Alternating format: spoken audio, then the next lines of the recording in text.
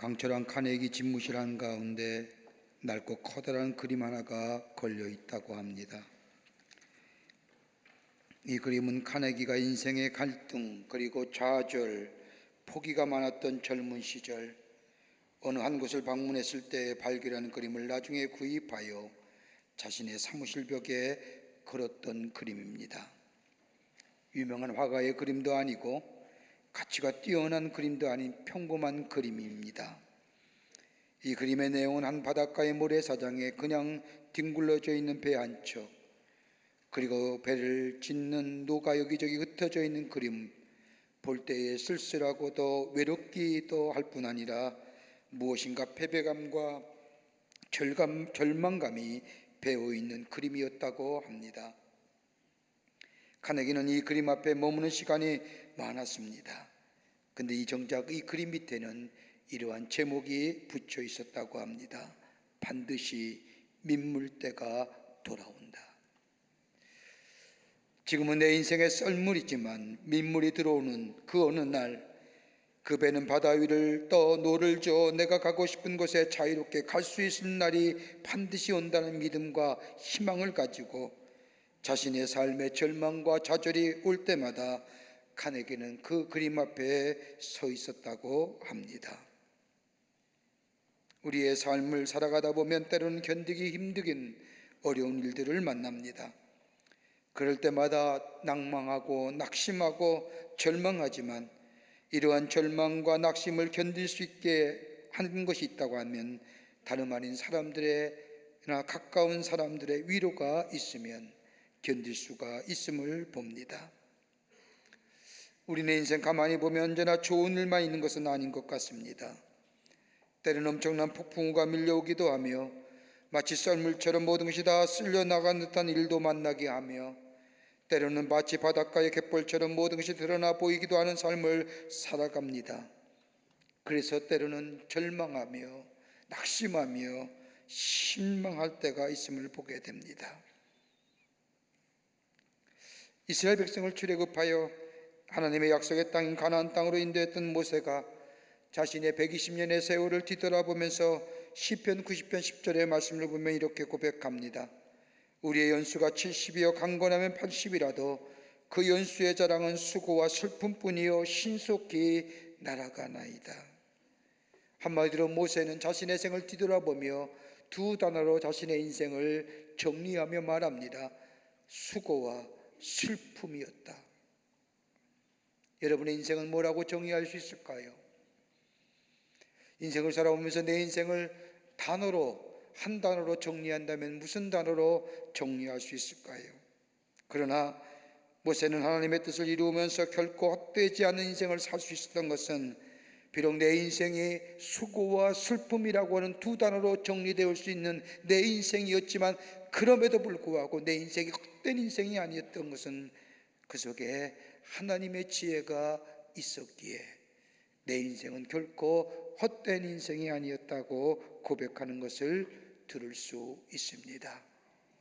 여러분, 성경의 말씀을 보면 하나님께서 사람을 이루하며 일으켜 세울 뿐만 아니라 새로운 미래를 열어가시는 몇 가지의 귀한 방법들이 있습니다. 그 하나가 뭐냐면 사람의 정체성을 바로 세워주는 겁니다. 내가 누구인가를 바르게 알게 합니다. 여러분, 문제와 어려움이 닥치면 사람들에겐 다가오는 큰 문제는 그 문제의 어려움과 그 문제가 크고 적음이 문제가 아니라 나의 정체성에 관한 문제입니다. 내가 누구인가? 내가 어떤 사람인가? 정체성의 혼돈을 가져옵니다. 그러나 하나님께서 사람들을 위로하실 뿐만 아니라 새로운 미래를 열어가시는 방법을 보면 다름이 아니라 그로 하여금 바른 정체성을 갖게 합니다. 너는 하나님의 사람이야. 너는 내가 붙잡힌 사람이야. 하나님의 사람이라고 말씀할 뿐만 아니라 분명한 정체성을 가지고 위로하시고 그리고 새로운 미래를 열어가시는 것을 보게 됩니다. 또 하나 있다고 한다면 삶의 의미를 부여해 줍니다. 삶의 의미를 부여해 줌으로써 위로하시며 일으켜 세우십니다. 지금 하고 있는 일이나 겪었던 일이 헛된 것이 아님을 말씀하시면서 삶의 의미를 새롭게 부여해 주십니다. 지금 내가 하는 일 헛된 일이 아니야. 여러분, 이것만큼 귀한 게 어디 있습니까?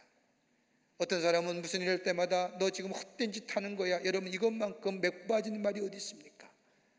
그런데 우리 주님은 한 번도 그런 얘기 아니었습니다. 네가 하는 일은 결코 헛된 일이 아니야 라고 위로하시며, 때로는 실패를 당하거나 고난을 당하거나 지난날의 시간이 의미가 없다고 생각할 때 그거 결코 무의미한 일이 아니라고 말씀하시며 삶의 의미를 새롭게 부여해 주시며 위로하시고 일으켜 세우시는 것을 보게 됩니다. 또 하나 있습니다. 사명을 부어주십니다. 사명을 일깨워 주십니다. 내가 해야 할 일, 하나님의 신 삶의 목표와 목적이 있음을 깨닫게 하심으로 다시 일어나 일으켜 세우실 뿐만 아니라 힘있게 걸어가게 하심을 보게 됩니다. 미국의 실존주의 카운셀러였던 닥터 롤러 메이라고 하는 사람이 쓴 책 가운데 자아를 잃어버린 현대인이라는 책을 보면 지금의 시대를 사는 현대인을 이렇게 정의합니다. 하나는 공허함의 인생, 또 하나 있다고 한다면 고독감의 인생. 같이 살고 가족이라는 울타리에 살지만 여전히 혼자인 것 같은, 많은 사람이 함께 모여 살지만 나 혼자인 것 같은 고독한 인생. 또 하나 정의한다면 불안한 인생이랍니다. 미래가 불투명하기에 불안합니다. 외적인 요소에 우리에게 불안을 가져다 줄 뿐 아니라 내 안에 내면에 있는 불안함, 내 죄의 문제, 내 죄성의 문제, 내 자아를 잃어버린 이 모습, 이것 때문에 내적인 요소와 외적인 요소가 결합하여 우리를 불안한 삶으로 만들어간다. 여러분, 이런 우리의 삶의 정황 속에 우리를 위로할 것이 어떤 것일까요? 우리를 위로할 뿐만 아니라 우리가 이 주저앉은 우리의 삶을 일으켜 세우셔서 새로운 미래를 향하여 나아가게끔 하는 힘의 원동력이 어디 있을까요? 위로받아야 될 터인데, 위로가 필요한 인생들인데, 오늘 주님은 본문의 말씀을 통해서 우리에게 귀한 말씀, 은혜롭고 회복의 위로의 말씀을 해주시고 계십니다. 본문의 말씀을 통해서 몇 가지를 함께 말씀을 나누며 은혜 받기를 원합니다.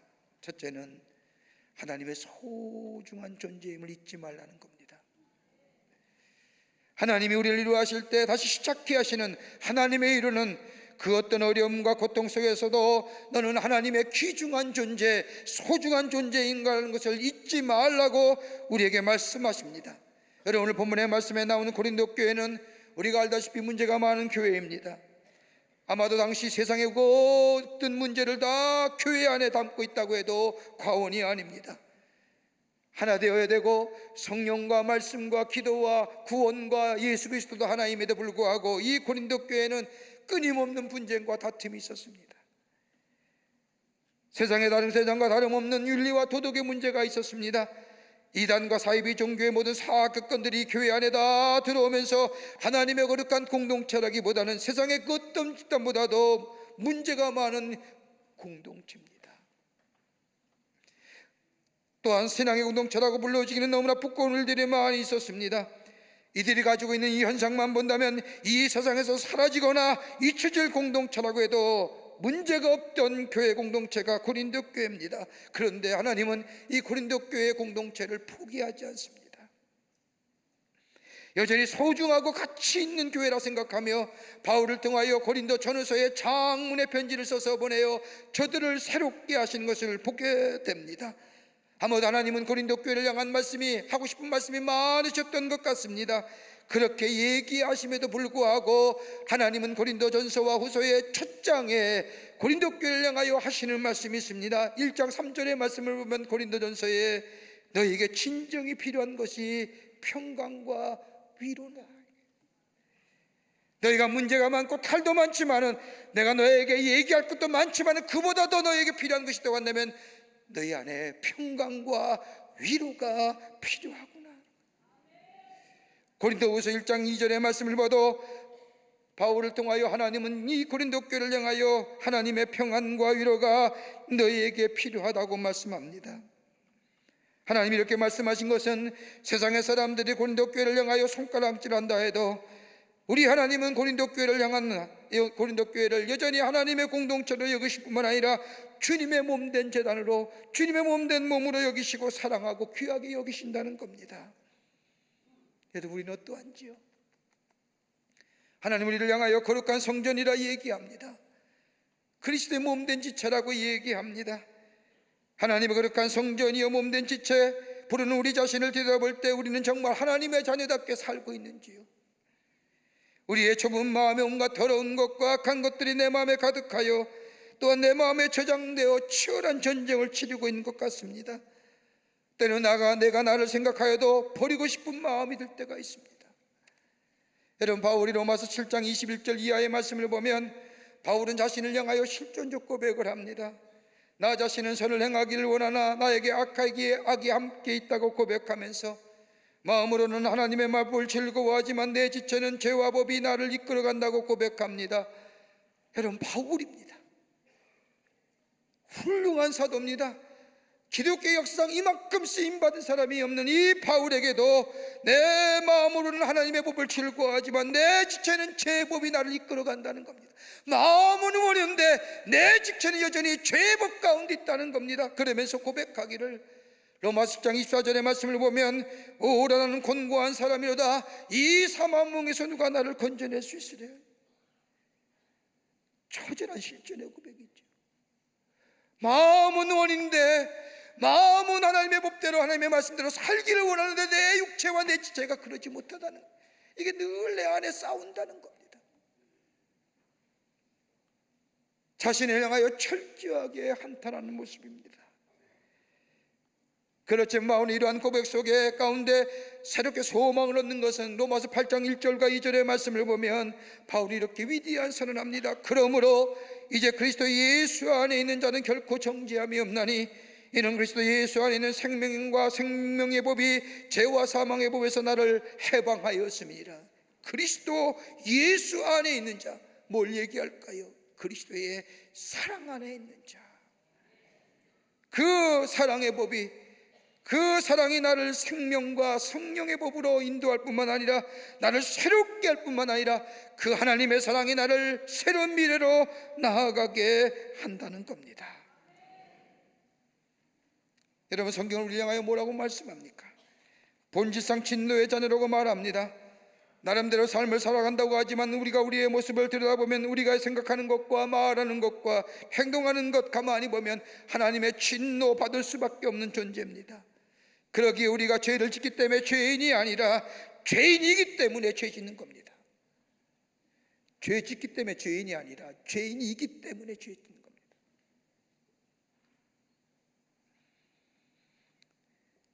그러기에 우리는 이 죄와 함을 인하여 죽었다고 말합니다. 그런데 우리를 대신하여, 죄로 인하여 죽어야 되는 우리를 대신하여 하나님이 당신의 아들 이 땅에 보내주셔서 십자가에 달려 돌아가게 하시고 십자가의 사랑을 통하여 우리를 구원하신 그 하나님의 사랑, 여기 우리가 위로가 되지 않습니까? 시편 46편 1절의 말씀을 보면 다윗이 고백하기를 하나님 우리의 피난처 힘이시여 환난 중에 만난 큰 도움이시라고 고백합니다.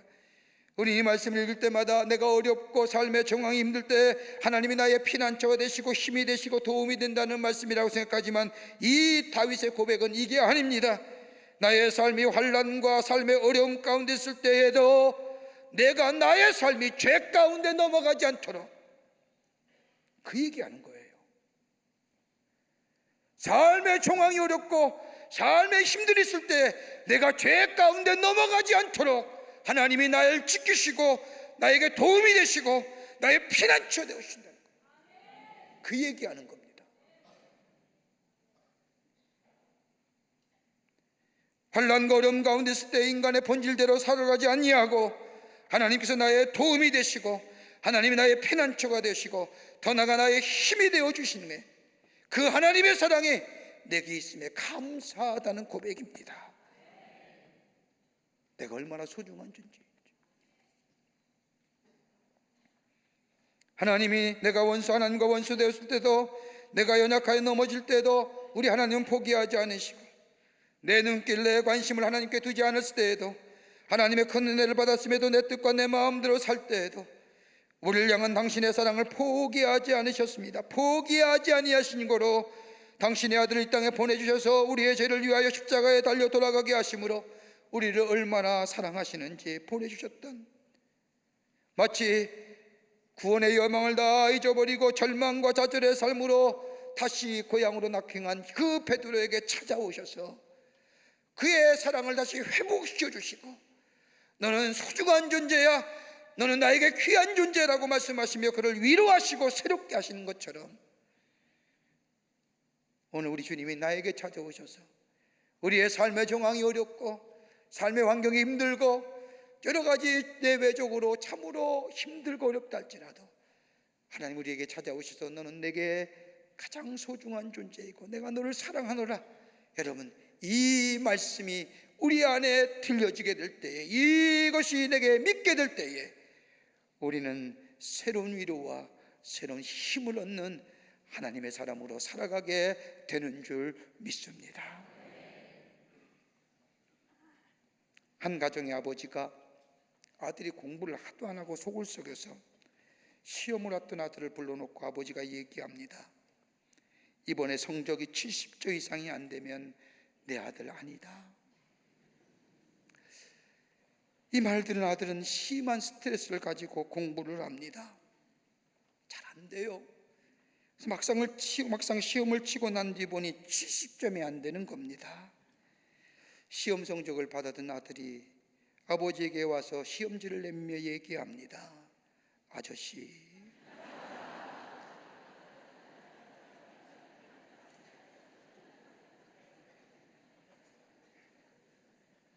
자식을 향한 부모의 마음 때로는 포기하고 싶고 그렇지만 포기하지 못하는 것처럼, 그러나 우리 하나님은 한 번도 포기하고 싶지 않으신, 절대로 포기하지 아니하신 하나님. 그러기에 다윗의 고백처럼 시편 40편 2절의 말씀처럼 나를 기가 막힐 웅덩이와 수렁에서 끌어올리시고 내 발을 반석 위에 두사 내 걸음을 견고케 하셨도다. 수렁과 기가 막힐 웅덩이에 빠질 수밖에 없는 우리의 인생, 그럼에도 불구하고 우리를 사랑하시기에 끌어올리셔서 내 걸음을 견고케 하신 그 하나님의 사랑, 그 사랑이 내 안에 있을 때에 우리의 삶은 뭐예요? 위로가 되는 겁니다. 위로가 됩니다.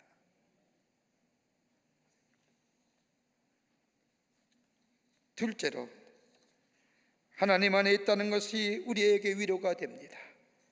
하나님 안에 있다는 사실이, 오늘 고린도후서 1장 5절의 말씀을 보면 그리스도의 고난이 우리에게 넘친 것 같이 우리가 받는 위로도 그리스도로 말미암아 넘치는도다라고 바울은 말합니다.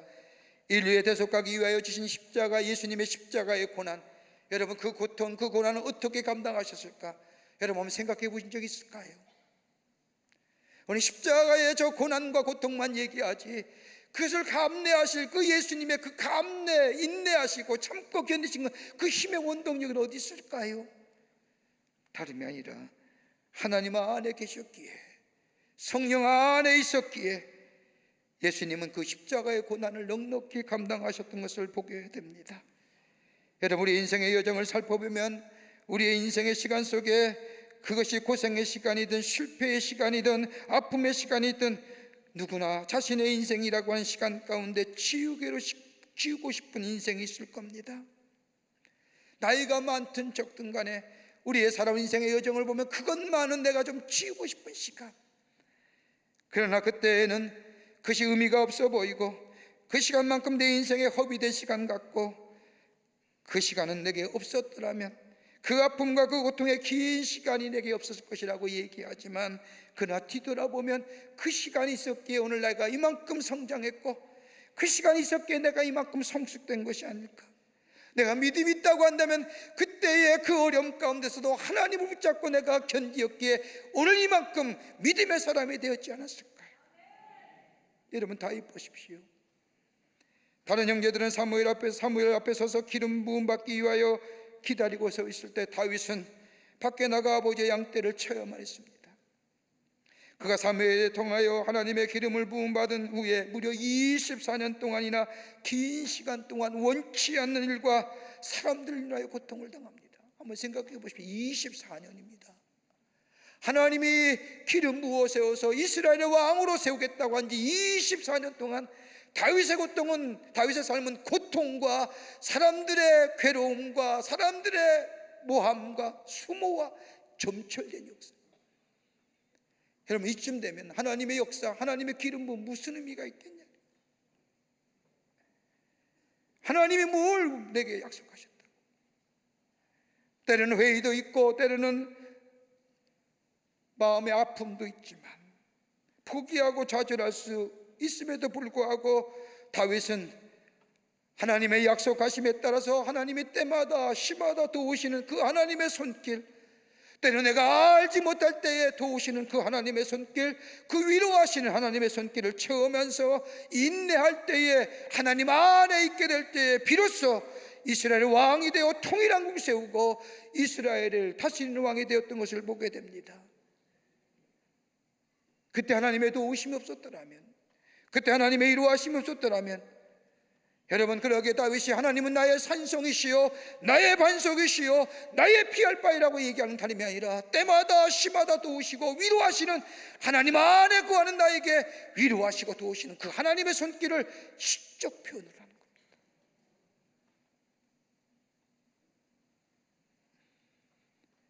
그러기에 오늘 바울은 고린도 교회에게 편지하기를 1장 9절 말씀에 우리는 다시 우리 자신이 사형 선고를 받은 줄을 알았으니 이는 우리로 자기를 의지하지 말고 오직 죽은 자를 다시 살리신 하나님만 의지하게 함이리라.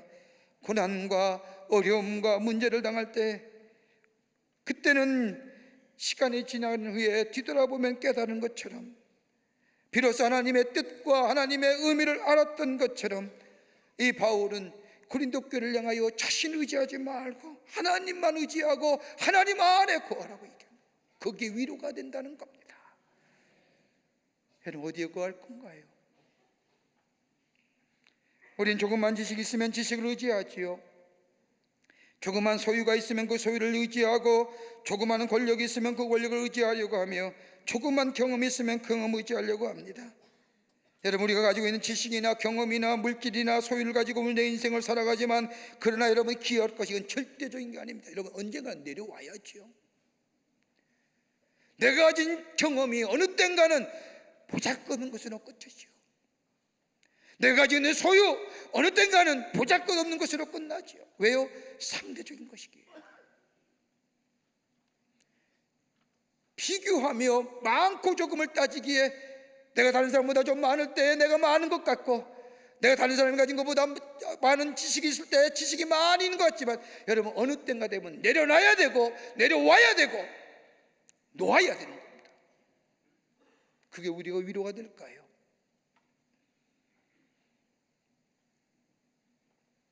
여러분, 상대적인 것들은 지금 꾸는 것보다 더 큰 것들이 나타나게 되면 사라질 것들입니다.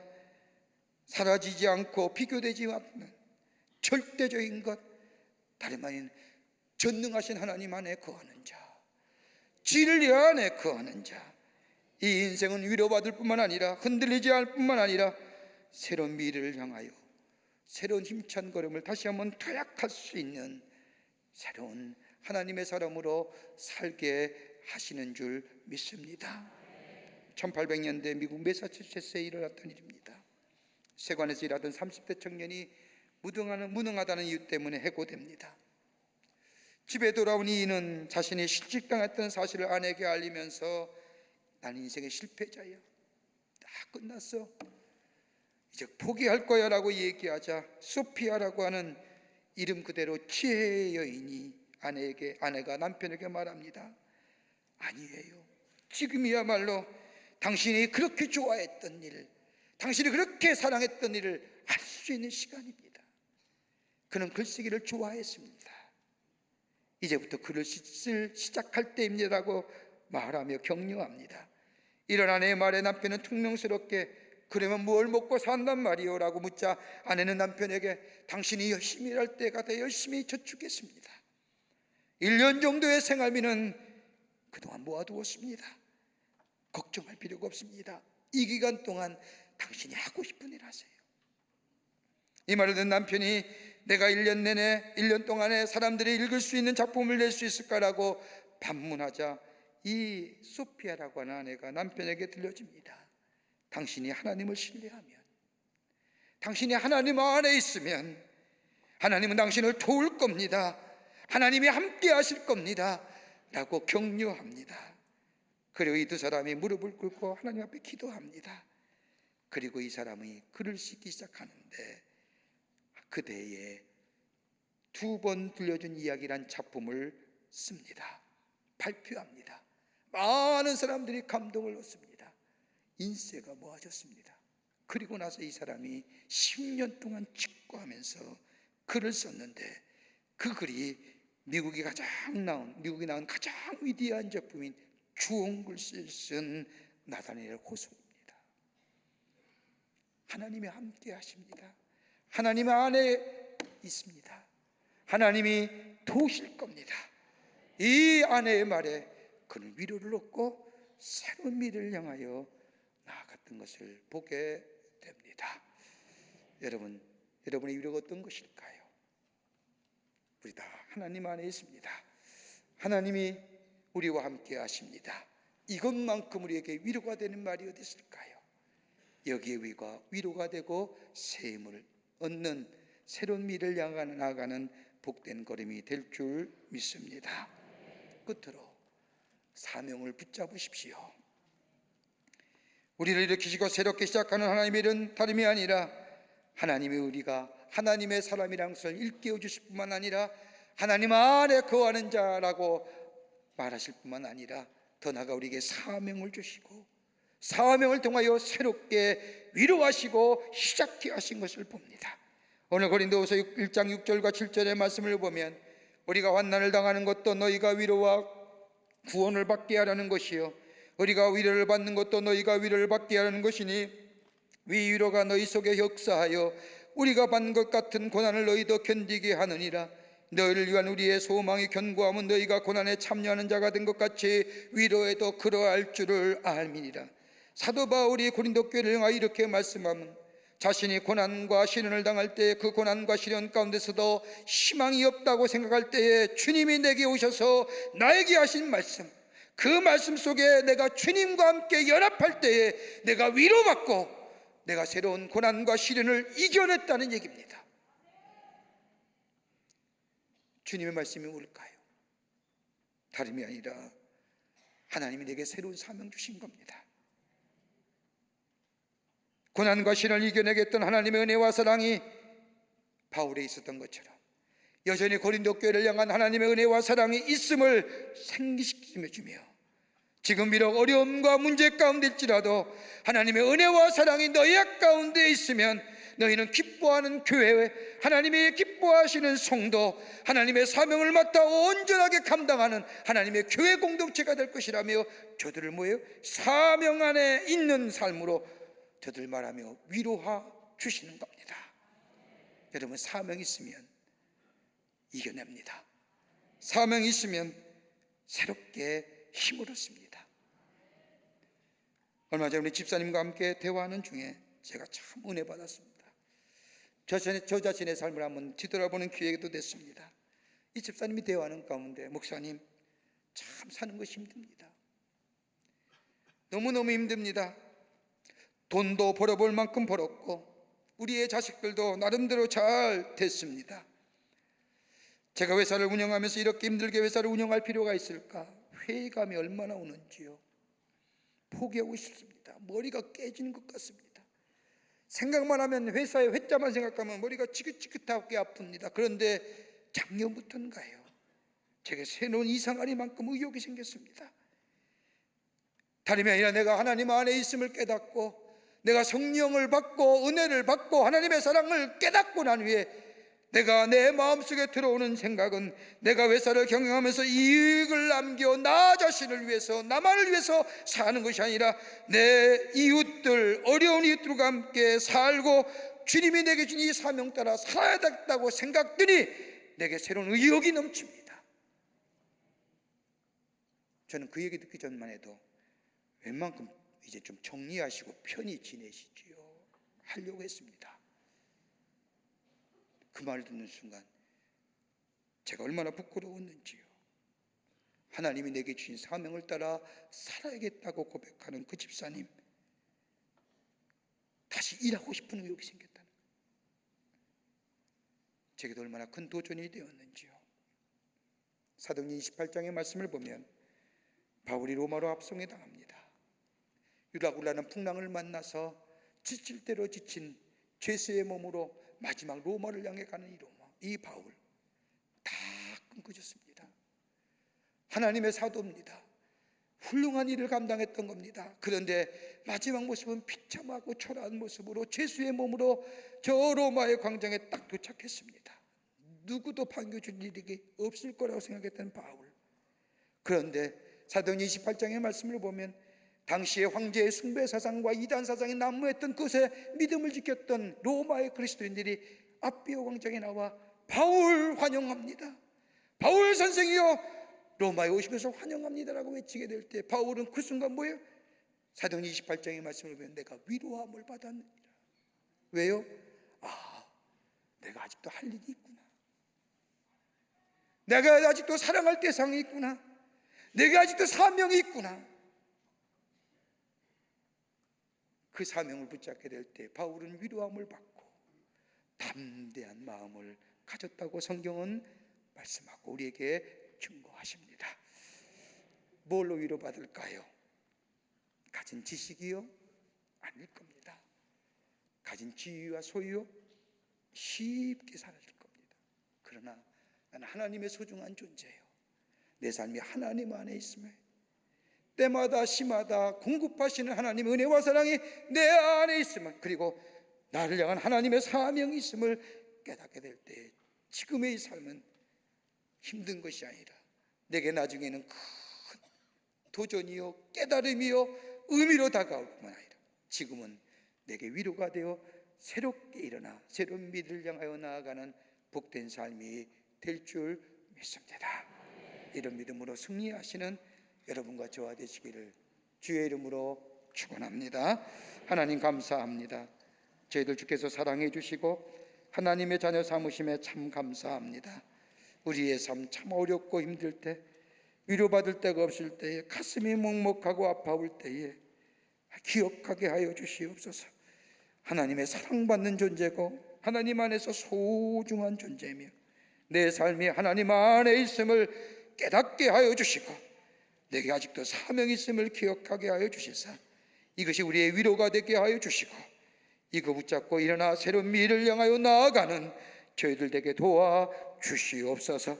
성령이 도우실 줄 믿으며 예수님의 이름으로 기도하옵나이다. 아멘.